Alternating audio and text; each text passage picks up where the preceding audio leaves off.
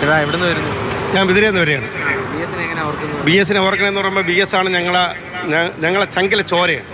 B എസിന് വേണ്ടി ഞങ്ങൾ പോരാടാൻ വേണ്ടിയാണ് നമ്മൾ ഈ പാർട്ടിയിൽ വന്നത്. ബി എസിൻ്റെ ഓരോരോ പ്രവർത്തനങ്ങൾ ഭരണത്തിൻ്റെ അല്ല, നമ്മുടെ വി എസ് നമ്മൾ ഈ പാർട്ടിയിൽ വന്ന അന്ന് മുതൽ ആ ചരിത്രങ്ങൾ മനസ്സിലാക്കി ഞങ്ങൾ ആ ബി എസിൻ്റെ കൂടെ ബി എസിൻ്റെ പ്രവർത്തനങ്ങളും ബി എസിനെ പറ്റി നമുക്ക് ഒരുപാട് പറയാനുണ്ട്, പറഞ്ഞാൽ തീരൂല. ഈ പാർട്ടി പ്രസ്ഥാനം എന്നുണ്ടായോ അന്ന് മുതൽ ഈ പാർട്ടിയെ മുന്നോട്ട് നയിച്ചൊരു വ്യക്തിയാണ് അദ്ദേഹം. അദ്ദേഹത്തിന് വേണ്ടി ഞങ്ങൾ ഇപ്പോഴും ഈ പാർട്ടി തന്നെ നിലകൊള്ളും, മരിക്കുന്നതുവരെ ഈ പാർട്ടി തന്നെ നിലകൊള്ളും. ഞങ്ങൾ അന്ത്യാഭിവാദ്യം നമ്മൾ കൊടുക്കാൻ പോവുകയാണ്. കണ്ണേ കരളേ വി എസ്, ഞങ്ങളെ ചങ്കിലെ റോസാപ്പൂവേ, രക്തം പൊഴിയുന്നുണ്ട്. ഞങ്ങൾക്ക് അത്രയ്ക്ക് വിഷമമുണ്ട്. ഞങ്ങളെ നേതാവാണ്. ആ നേതാവിനെ ഞങ്ങൾക്ക് വിട്ടുപോയാൽ ഞങ്ങൾക്ക് അത്രയും വിഷമമുണ്ട്. ഈ ലോകത്ത് ഇനി ഒരിക്കലും ഈ ലോകത്ത് കമ്മ്യൂണിസ്റ്റ് പാർട്ടിയിൽ ഇതുപോലൊരു നേതാവ് ഉണ്ടാവാൻ വലിയ പാടാണ്. ഈ കേരളത്തിന് ഏറ്റവും വലിയൊരു നഷ്ടമാണ് ഞങ്ങളുടെ നേതാവ്. പറഞ്ഞാൽ തീരാത്ത വിശേഷങ്ങളിലുള്ള ആ വിശേഷങ്ങൾ ഒളിപ്പിച്ച മനുഷ്യന് അന്ത്യാഭിവാദ്യം നൽകുകയാണ്.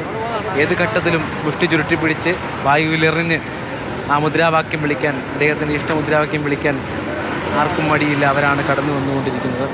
ബി എസിനെ എങ്ങനെ ബി എസിനെ ഓർക്കുന്ന നമ്മൾ നീലേശ്വരത്ത് കാസർഗോഡ് നീലേശ്വരത്ത് നിന്നാണ് വരുന്നത്. ബി എസിനെ ഓർക്കുന്നത് അദ്ദേഹത്തെ നിയമസഭാ തെരഞ്ഞെടുപ്പിൽ സീറ്റ് നിഷേധിച്ചപ്പോൾ ആ സമയത്ത് നമ്മൾ നീലേശ്വരത്ത് പ്രകടനം ആരംഭിച്ചതിൻ്റെ അടിസ്ഥാനത്തിലാണ് പിന്നെ അദ്ദേഹത്തിന് സാമാജികനെ സമ്മാനിക്കാൻ, നല്ലൊരു സാമാജികനെ സമ്മാനിക്കാൻ നിങ്ങളാണ് തുടക്കം കുറിച്ചത്. പാർട്ടിയുടെ തീരുമാനമൊക്കെ തിരുത്തിക്കൊണ്ട് അവർ വന്നു. അതെ, അവിടെ നിന്നാണ് തുടങ്ങിയത്. അത് പറയുമ്പോൾ ഒരു അഭിമാനമാണോ?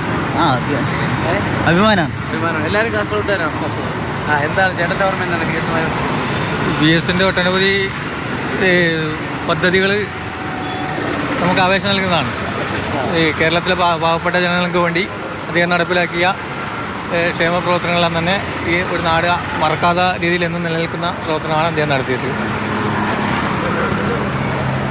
അതെ, ഈ വടക്കുള്ളവർ പണ്ട് കാര്യങ്ങൾ അവതരിപ്പിക്കാൻ, അവലാദികൾ അറിയിക്കാൻ വന്നതുപോലെ ഇപ്പോൾ ഏറ്റവും ഒടുവിൽ ഈ തലസ്ഥാനത്തേക്ക് അനന്തപുരിയിലേക്ക് അവർ ഒടുവിലെത്തിയിരിക്കുകയാണ് പ്രിയ സഖാവിനെ കാണാൻ. അങ്ങനെ ഈ വരിക അവസാനിക്കുന്നില്ല എന്നുള്ളതാണ്. അതുകൊണ്ട് ആൻഡ്രോസ് ജംഗ്ഷൻ വരെ നീളുന്നുണ്ട് വരിക. എങ്ങനെ? ഞാൻ തിരുവനന്തപുരം സിറ്റിയിൽ ജനിച്ചു വളർന്ന ഒരാളാണ്. ഈ മിക്കവാറും എല്ലാ മഹത് വ്യക്തികളും മരണപ്പെട്ടപ്പോൾ ഞാൻ ഈ സിറ്റിയിൽ ആ വിലാപയാത്ര കണ്ടിട്ടുള്ള വ്യക്തിയാണ്. അപ്പോൾ എന്നെ സംബന്ധിച്ച് ഏറ്റവും അധികം ജനം വന്നിട്ടുള്ളത് മഹാനായ EMS ആണ്. പിന്നീട് നമ്മുടെ നായനാരാണ്. മൂന്നാമത് നമ്മുടെ അച്യുതാനന്ദൻ അദ്ദേഹമാണെന്നാണ് എൻ്റെ ബലമായ വിശ്വാസം.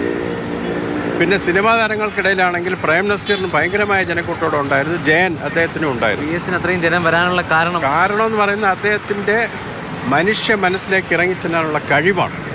അദ്ദേഹം ജനപ്രിയനായ ഒരു നേതാവാണ്, അതിൽ യാതൊരു സംശയവുമില്ല. നമ്മൾ കണ്ടു വളർന്ന വ്യക്തികളാണ്. നമുക്ക് ആ കാലഘട്ടത്തിൽ ജീവിക്കാൻ സാധിച്ചതിൽ അതിയായ സന്തോഷമുണ്ട്. അദ്ദേഹത്തിന് എല്ലാവിധ ആദരാഞ്ജലികളും അർപ്പിക്കുന്നു.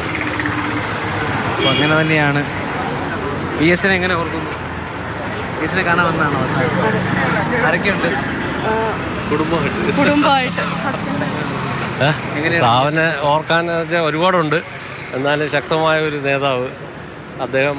ഇത്രയും വർഷം അവിടെ പാർട്ടിക്ക് വേണ്ടി പ്രവർത്തിച്ചു. ശക്തമായ നിലപാടുകൾ ഉറച്ചു നിന്ന ഒരു നേതാവ്. അദ്ദേഹത്തിൻ്റെ വിയോഗം വളരെയധികം പ്രയാസം നമുക്ക് ചെലുത്തുന്നു പാർട്ടിക്കും. കുടുംബമായി വന്നതാണല്ലേ? തീർച്ചയായിട്ടും കുടുംബമായിട്ട്. പ്രിയപ്പെട്ട നേതാവായിരുന്നു. പിന്നെ അനുകരിക്കാനാകാത്ത മാതൃക. അതിനപ്പുറം കക്ഷി രാഷ്ട്രീയത്തിന് അതീതമായി ജനങ്ങളുടെ ഹൃദയത്തിൽ ഇന്നും എന്നും ജീവിക്കുന്ന സഖാവ്. ഈ കാലഘട്ടത്തിൽ ജീവിക്കാൻ കഴിഞ്ഞു എന്നത് തന്നെ വലിയ ചാരിതാർത്ഥ്യമാണ്. പിന്നെ തീർച്ചയായും ഒരു നൂറ്റാണ്ട് കാലത്തിനിടയിൽ ജനിച്ചവർക്കെല്ലാം ആ ഒരു ഭാഗ്യം കിട്ടി അല്ലേ? തീർച്ചയായും അവസാനമായി കാണാൻ പോകും. അതെ.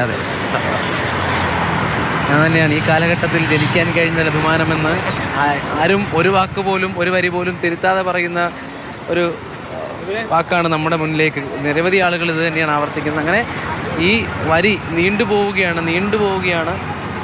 നമ്മൾ പ്രതീക്ഷിച്ച സമയത്ത് ബി എസിൻ്റെ വിലാപയാത്ര തുടങ്ങാനാകുമോ എന്ന് സംശയമാണ്. അത്രമാത്രം ആളുകൾ ഇപ്പോഴും കാത്തു നിൽക്കുകയാണ് ഇവിടെ ബി എസിനെ അവസാനമായി ഒരു നോക്കു കാണാൻ. ബി എസിനെ പറ്റി എന്താണ് ഓർമ്മ? ബി എസ് ഞങ്ങളുടെ ഹൃദയം. പറയാൻ ഇനി ഒരു നേതാവില്ല. ഹൃദയത്തിലേക്ക് നടക്കുകയാണ് ഏറ്റവും അവസാനമായി അല്ലേ? ആരൊക്കെയുണ്ട് കൂടെ? ഒറ്റയ്ക്കാണോ? എവിടെ സ്ഥലം? ഇനി ഇങ്ങനെയൊരു കമ്മ്യൂണിസ്റ്റ് നേതാവില്ല. ഇനി ഇങ്ങനെയൊരു നേതാവിനെ കാണാൻ കഴിയില്ല.